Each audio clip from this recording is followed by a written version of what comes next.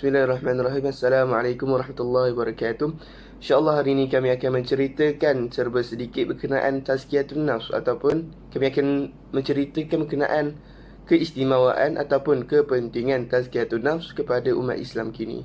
Jadi pertama sekali kita akan pergi kepada pengertian ataupun apakah itu tazkiyatun nafs. Jadi tazkiyatun nafs ini terdiri dari dua kata, iaitu at-tazkiyah dan juga an-nafs. At-tazkiyah bermakna at-tathhir, iaitu penyucian atau pembersihan. Kerana itulah zakat yang satu akar dengan kata at-tazkiyah disebut zakat, kerana kita menunaikannya untuk membersihkan dan menyucikan harta dan jiwa kita. Adapun kata an-nafs, bentuk jamaknya anfus dan nufus, bererti jiwa atau nafsu. Dengan demikian, tazkiyatun nafs berarti penyucian jiwa atau nafsu. Namun, at-tazkiyah tidak hanya memiliki makna penyucian, tetapi at-tazkiyah juga memiliki makna an-numu, iaitu tumbuh. Maksudnya, tazkiyatun nafs itu juga bererti menumbuhkan jiwa kita agar bisa tumbuh sihat dengan memiliki sifat-sifat yang baik atau terpuji. Dari tinjauan bahasa di atas, kita boleh simpulkan bahawa tazkiyatun nafs itu pada dasarnya melakukan dua hal, iaitu yang pertama, menyucikan jiwa kita dari sifat-sifat yang buruk atau tercela, iaitu disebut sebagai at-takhalli, seperti kufur, riya, hasad, ujub dan sebagainya.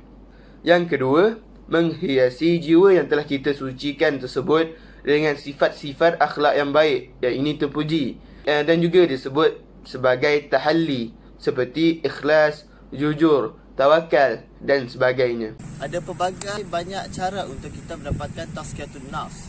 Saya akan menjelaskan 3 cara untuk mendapatkan tazkiyatun nafs. Yang pertama ialah mentauhidkan diri kepada Allah. Mentauhidkan diri kepada Allah iaitu awal, kita perlu tahu awal mentauhidkan diri kepada Allah ini, awalnya ialah tawakal kepada Allah. Contohnya, tawakal kepada Allah seperti seseorang ini, dia sakit dan dia pergi jumpa doktor untuk terima ubat dan tengok kesihatan dia. Tapi dia mesti yakin yang bukan doktor ataupun ubat yang dapat memberikan kesihatan kepada dia, tetapi Allah lah yang memberikan kesihatan kepada dia. Dan kedua caranya ialah solat. Solat ini kita perlu tahu iaitu ialah satu perintah Allah yang wajib kita lakukan. Solat dapat menghindarkan kita daripada penyakit-penyakit jiwa seperti sifat sombong kepada Allah dan sifat yang cinta dunia dan harta. Kita terlalu banyak melakukan dosa dengan cara untuk membersihkan jiwa kita ialah kita harus melakukan solat. Dan cara yang ketiga ialah puasa. Puasa dapat menahan diri kita daripada melakukan dosa dan menahankan syahwat kita. Perlu kita ketahui, puasa mempunyai 3 tingkat. Yang pertama ialah puasa kaum awam, iaitu puasa yang hanya menahan rasa lapar dan menahan syahwat nafsu. Dan tingkat yang kedua dalam puasa ialah puasa kaum awam khusus, iaitu puasa yang menahan diri dan seluruh anggota badan daripada melakukan dosa. Dan tingkat yang ketiga dalam puasa iaitu puasa kaum awam yang sangat khusus, iaitu puasa daripada segi hati, pemikiran dan seluruh badannya daripada melakukan dosa. Dan daripada pemikiran iaitu dia menahan diri daripada memikir hal duniawi sahaja, seperti dia mencintai dunia dan mencintai harta. Seterusnya, mengapa pentingnya tazkiyatun nafs kepada umat zaman kini? Yang pertama ialah tazkiyatun nafs ini adalah di antara salah satu tugas Rasulullah SAW diutuskan kepada umatnya. Dalam surah Al-A'la ayat ke-14 yang bermaksud, sesungguhnya beruntunglah orang yang membersihkan diri, iaitu beriman kepada Allah. Tazkiyatun nafs ini yang bermaksud menyucikan diri. Maksud bagi ayat ke-14 tadi ialah orang yang beruntung dan mendapat kejayaan ialah orang yang telah dapat bersihkan jiwanya dari kekufuran dengan adanya iman dan kutulus kerana Allah Subhanahu Wa Taala, yang semata-mata dipersembahkan kerana Allah Ta'ala.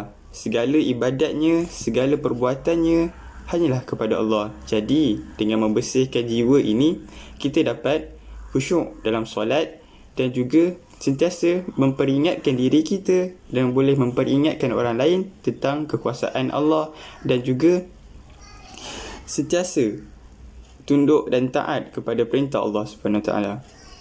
Baiklah, secara kesimpulannya yang boleh kita ambil dari tazkiyatun nafs ini ialah tazkiyatun nafs ini adalah sangat penting dalam kehidupan manusia yang mahu mencari kesejahteraan hidup di dunia mahupun di akhirat.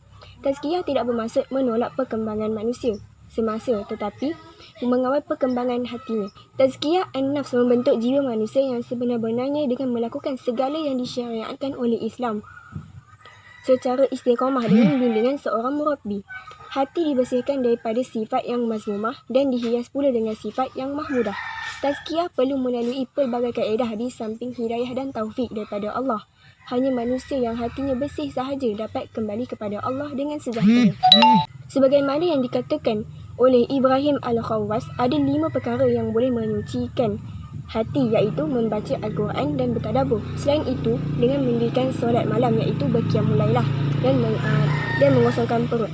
Mengosongkan perut di sini maksudnya ialah dengan berpuasa, iaitu dengan memperbanyakkan puasa sunat lah dan puasa-puasa yang lainnya. Yang ketiga pula ialah bertadarruk.